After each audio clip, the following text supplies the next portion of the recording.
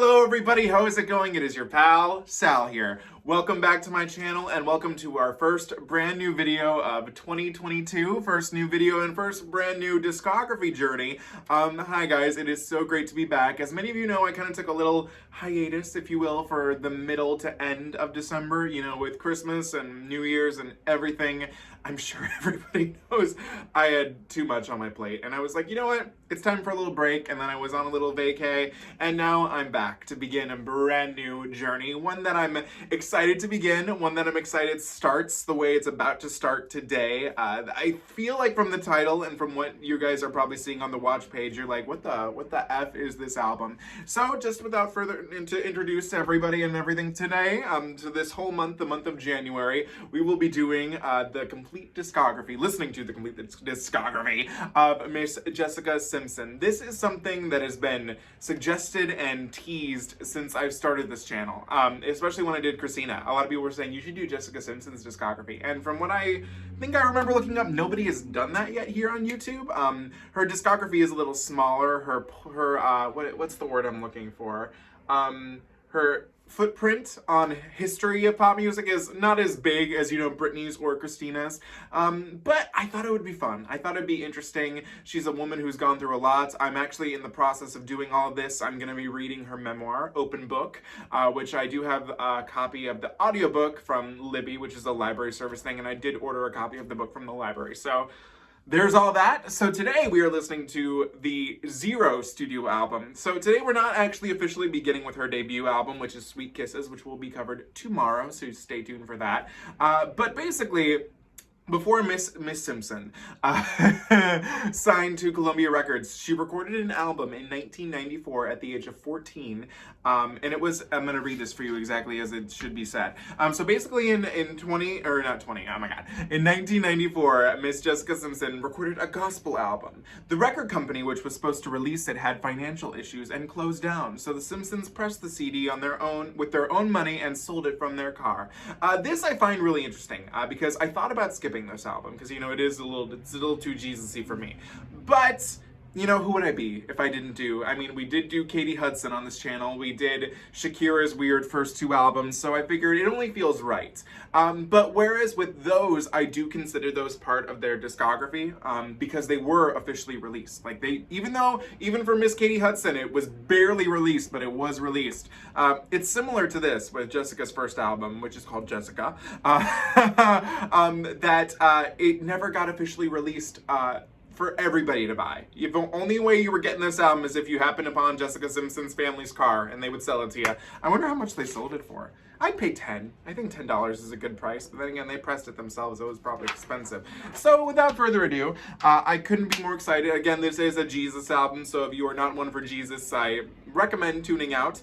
You know, I'm not all about the religion, but for today, I can suspend my disbelief for a little bit. If I can do it for Katie Hudson and enjoy quite a few songs on Katie Hudson, then I think I can do it for this. So without further ado, we're going to be listening to Jessica Simpson's gospel album, not connected to the rest of her discography. All right, you guys ready? There is no turning back now. So we begin with track number 1, which is entitled Here and Now. So here we go. Jesus! Hey. Okay. These are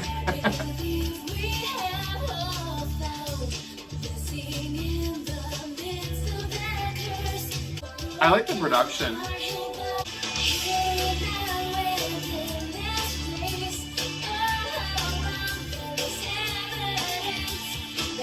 Oh, okay.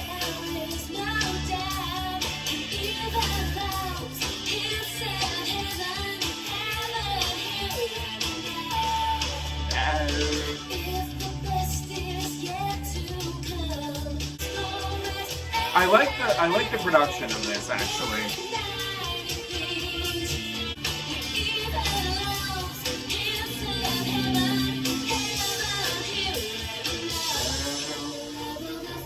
Okay. I like the strings.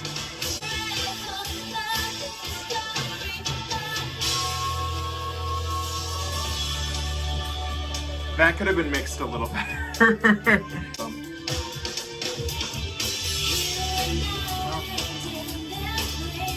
I like the way that that transitions into each other. I like that here and now and in this place. God is good.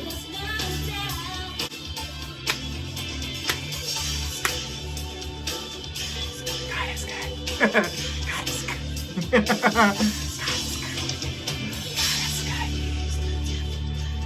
God is good. That's kind of scary. That's a little scary, Miss Simpson.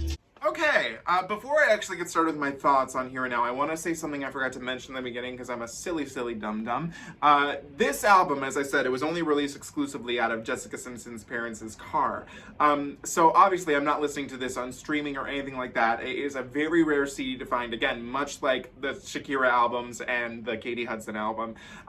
However, thankfully as all the others as well too, it has been uploaded on YouTube for everybody's enjoyment, and I don't feel any guilt from listening to it from that because she's not giving me any other option to listen to it other than YouTube. So there is that. So putting that aside. So Here and Now, interesting track. First of all, I think it was kind of poorly mixed. I did have a lot of issues hearing Jessica. I couldn't make out what she was saying some of the time, mostly in the verses. In the chorus, I was getting along with it, but I was kind of like, we could have pushed her up a little more. What's interesting though is that lyrically, it's talking about here and now, God is here, all these, you know, lyrically, it's a happy song. Like God is good, all these things are here. But what's interesting is how mysterious the production can sound at sometimes, especially at the end with the God is good. It almost sounds, I don't want to use the word culty, because that's not what I'm trying to, you know, spew on here. But it almost feels like while she's preaching this, you know, happy message, it almost seems like there's something darker and that maybe God isn't exactly all here and now. I don't know. There, like I said, there's a sense of dark. Maybe that's just me and how I'm taking it. But I like that it just wasn't like, God is good, God is great, you know, with a happy beat up production. It was a little more mysterious, a little misty, if you will. So I think I liked Here and Now. I'd listen to it again. Vocally, not horrifying. Especially because from what I heard, Jessica Simpson is not the most talented vocalist.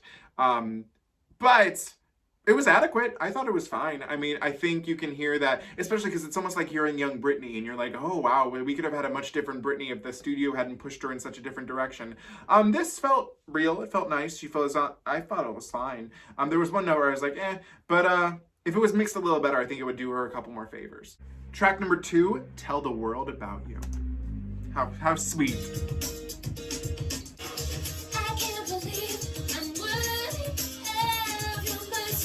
I didn't love that vocal. Grace.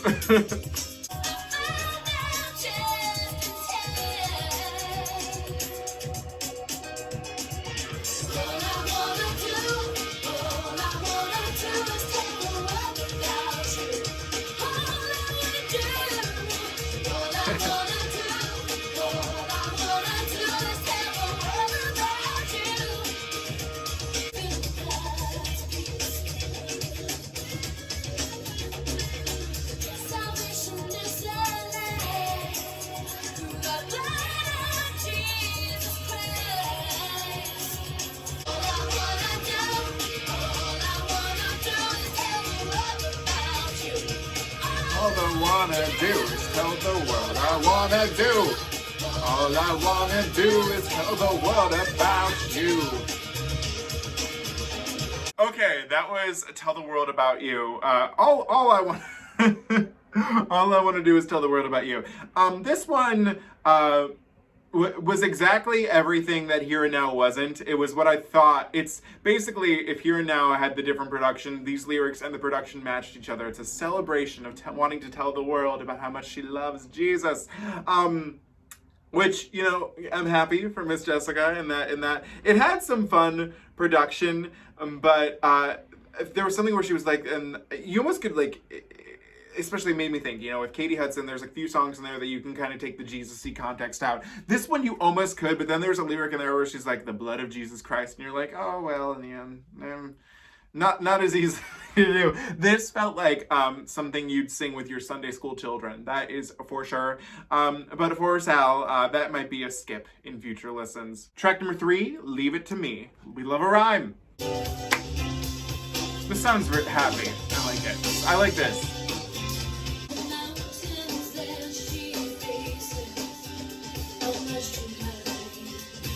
that was a little too low for her almost.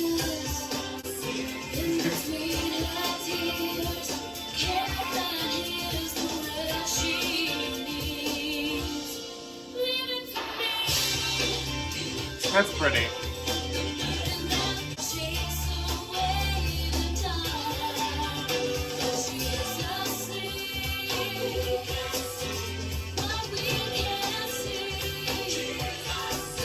Jesus sees.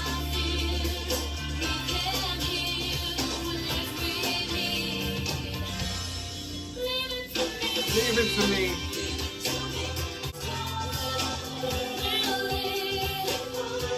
Keep holding on. I like this actually.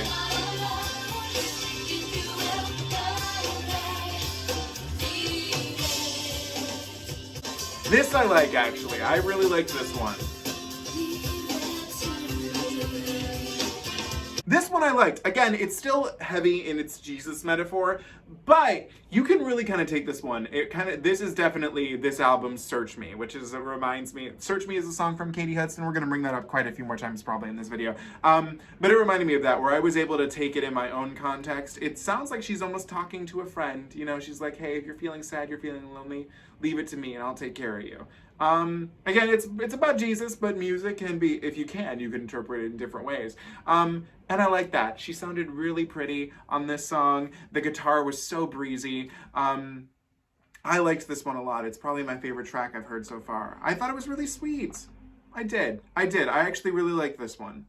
Okay, track number 4, I feel has the most Jesus-y title so far, or the most religious title. It's called The Perfect Prayer. The Prayer! She sounds really nice right here. Okay, Jessica.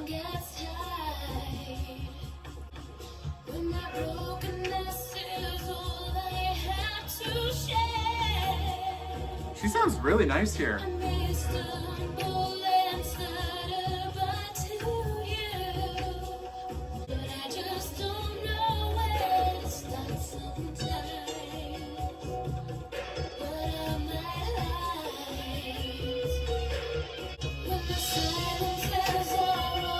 I love the production right here, but it doesn't, if they had a little more money, it could build up a little more. It's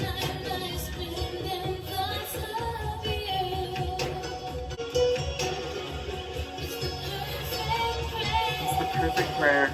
The little perfect prayer. No. No. No.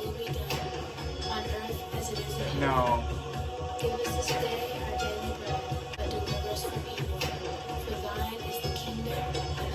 Oh yeah, that's the other verse that I don't know. That's very much a Christina Aguilera "Oh Holy Night" vibes. So that I can be okay with.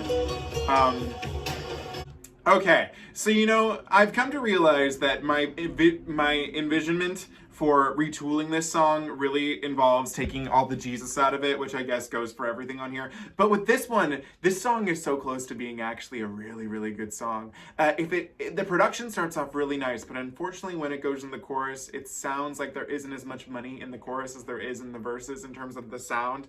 But if they had more money, they could have made this into something really, really immaculate. I'm a little torn as to about the prayer towards the end. Again, Jesus, so it makes sense. It makes sense. But I feel like we could have gone somewhere really, really big. Really, really big. And I feel like just with the money they have, they couldn't go that big.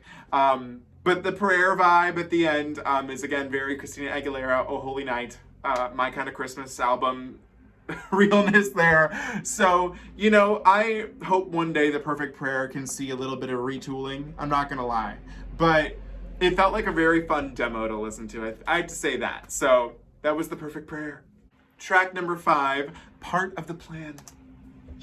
What's the plan? God has a plan for us all. Okay, come on.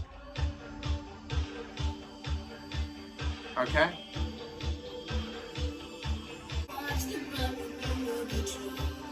What is she saying? Times.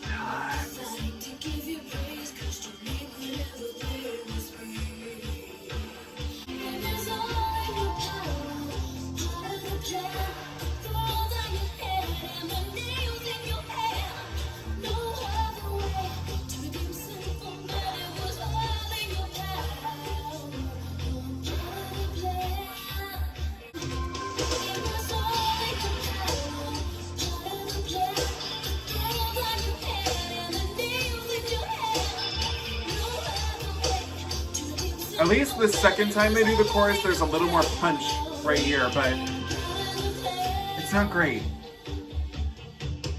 This kind of sounds... Okay. She's going for it. This song is confusing me.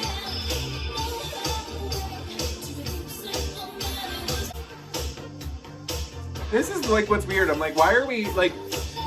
This almost feels like you want me to dance. Or like get a little groove, you know? Part of the plan, part of the plan, yeah. This was a little bit of a... This one, okay. Are we done? We're going to consider ourselves done. This song didn't know what it wanted to be. At first it kind of starts off mysterious very much in the beginning. And it's telling about like how like, you know, Jesus getting the nails in his hands on the cross. That was all part of the plan. But then it almost sounds like, so after the second chorus, it sounded like it wanted to become a dance track. And it almost sounded in parts like everybody's looking for something. Sweet dreams are made of this. I'm thinking of the Britney Spears one or whatever that they use it too. But it didn't know what she didn't know what she wanted to be. And that hurt it for me a little. Too much was, it felt like 3 different songs.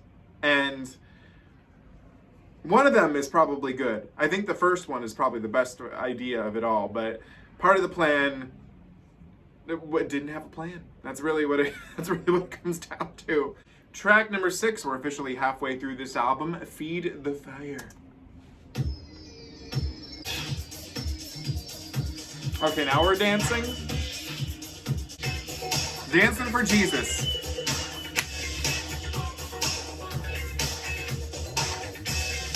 This is interesting. I wasn't expecting to be headed here now. Like,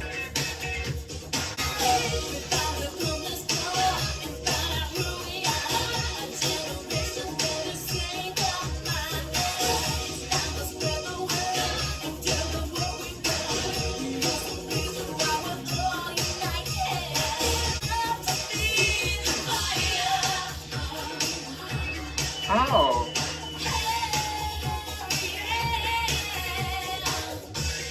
Oh, if this is saying what I think it's saying, I was not expecting that.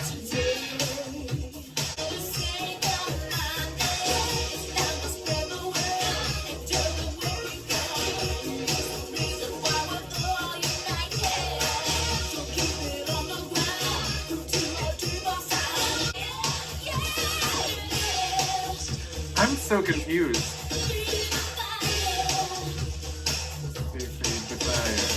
This sounds so 80s. That's so weird. Okay.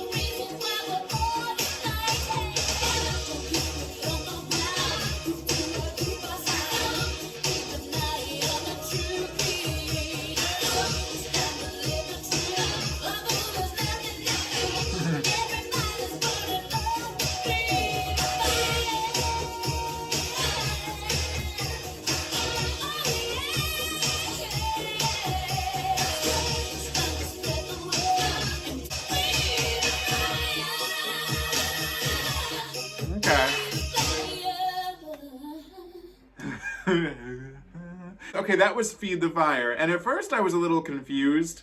And then I was like, what is this? And then I just accepted it for what it was. This is the most, like, dance track that we have on here.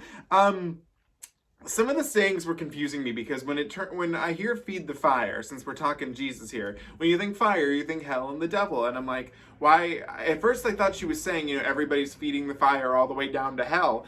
But then, like, the verse, or like the chorus leading up to that didn't make it seem, it's like everybody is spreading his word, everybody is coming out to feed Jesus's fire. So I feel like, you know, using the term fire was a little odd for me. I never think of, you know, the heaven and fire. You always think hell and fire, heaven and, you know, clouds, but not, I get what they're saying. It's just weird using that with heaven as Jesus is the thing. But once you accept it for what it is, You know, and it's not even some of the lyrics, if you don't think of Jesus, this one's probably the most like open to interpretation. What is the feeding of the fire? Who knows? But with the way she was saying it, I'm assuming she was talking about Jesus. But I liked it. I thought it was fun. You know, very clubby, housey, dancey. A very 80s. Well, okay, maybe a 90s, 80s house. It felt like, yeah, it belonged to both. I mean, it's 94. This comes out. That feels right, you know? Track number 7, Sure Thing.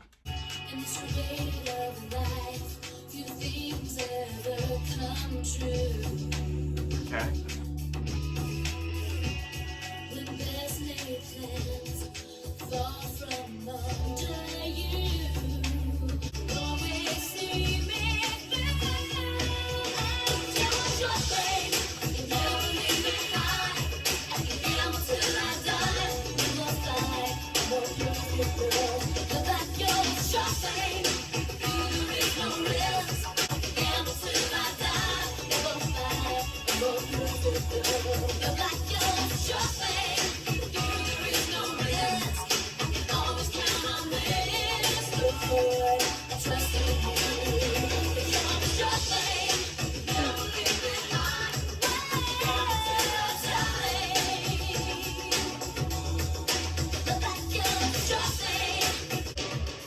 You know, this is a song that kind of sounds like 10 different things too.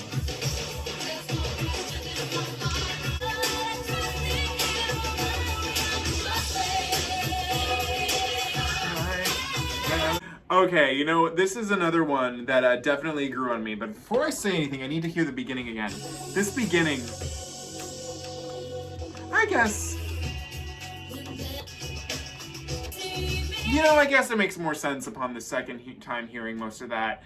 The beginning sounded very different to me than the song did for the rest of it, but then now again, listening to it, I'm like, that makes a little more sense. The main takeaway is God is the sure thing. Jesus is the sure thing.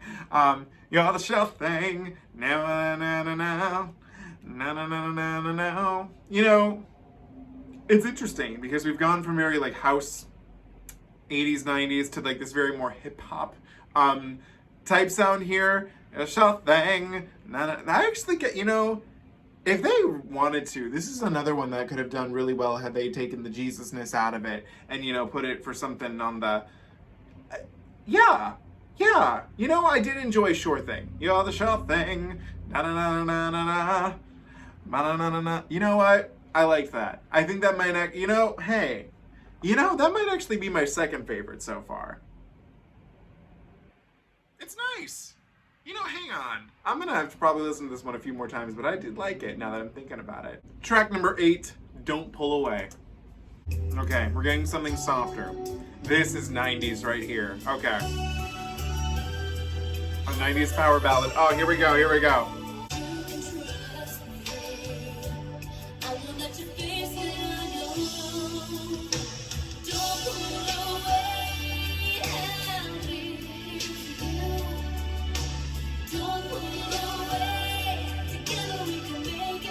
Is she? Okay.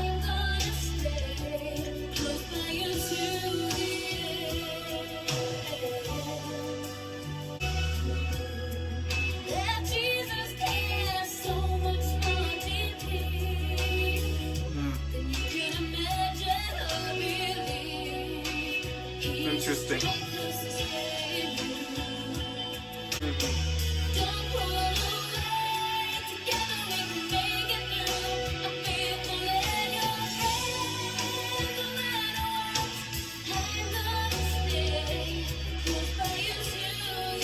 Not a sax. How 90s can this get?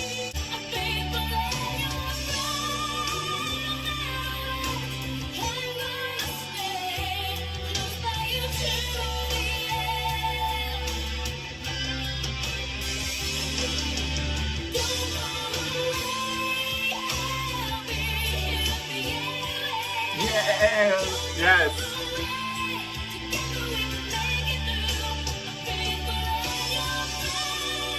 Okay.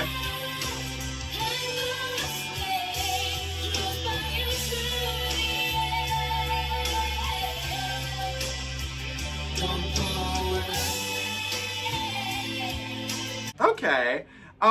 Again, very 90s power ballad, very Celine, very Whitney, very Mariah, this one to me. Again, but more Jesus-y. At first I was like, ooh, are we gonna get away with a song about Jesus? But then, basically, and this is kind of what I was thinking, she's singing from the point of view of Jesus, which I thought was interesting. That was kind of creative. I think she's done that. She's done that slightly in a few of the other songs as well, too, I think. I liked it. And you know, I was going to save talking about this at the end, but in terms of vocals, I feel my takeaway so far with this album and Jessica's vocals are very optimistic. There's some that sound really nice, but then there's some where you could tell she's reaching just ever so slightly, and somebody could have said maybe pull it back just a tad, or maybe like even like it felt like she was aiming a little too high, and I was like, we could have gone down a little lower, Miss Simpson. But optimistic, and I feel like this one showcased her vocals and her belt really nice in some parts. So there is that. Track number 9, Sinking Sand.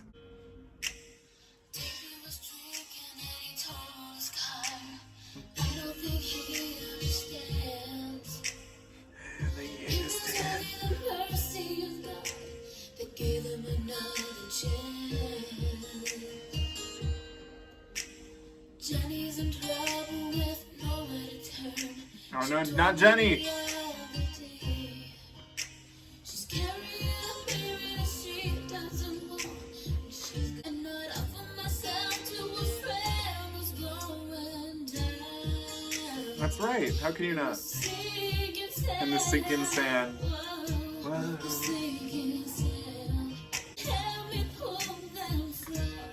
Pull them from the sinking sand. Wow, they made her go low there. This is nice.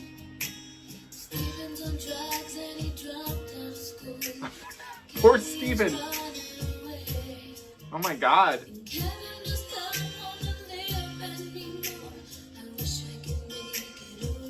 Oh my god. Kevin!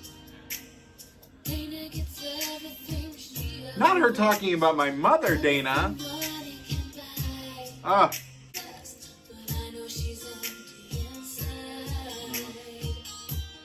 Jessica, so wise.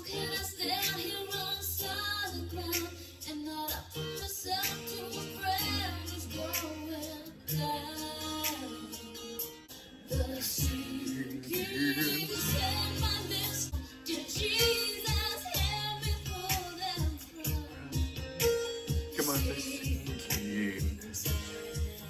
Oh, she's just barely making it. Okay.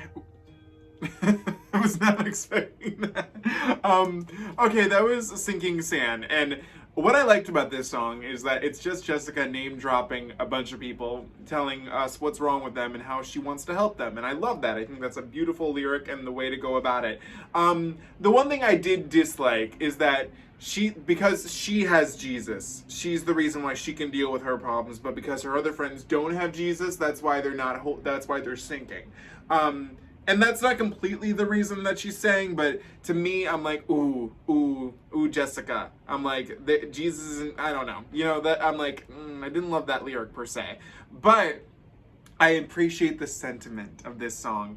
And if they, again, wanted to retool it, I could have definitely seen this as an album track on one of her albums. I don't know which one, because I don't know any of them. I only know 2 Jessica Simpson songs, and one is a cover.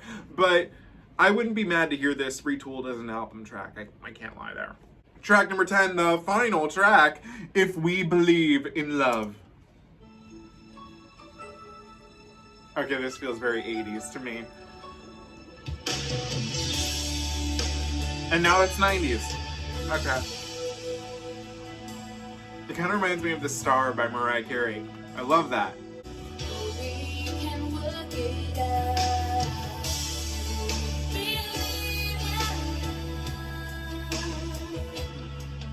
It was hate, this is the dream in our heart. Please be enough if we believe in love. Okay.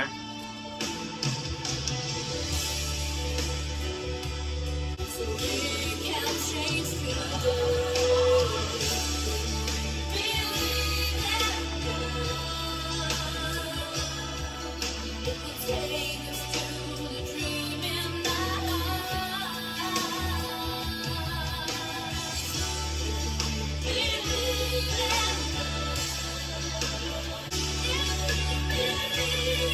Ah, she sounds really nice here. I like this.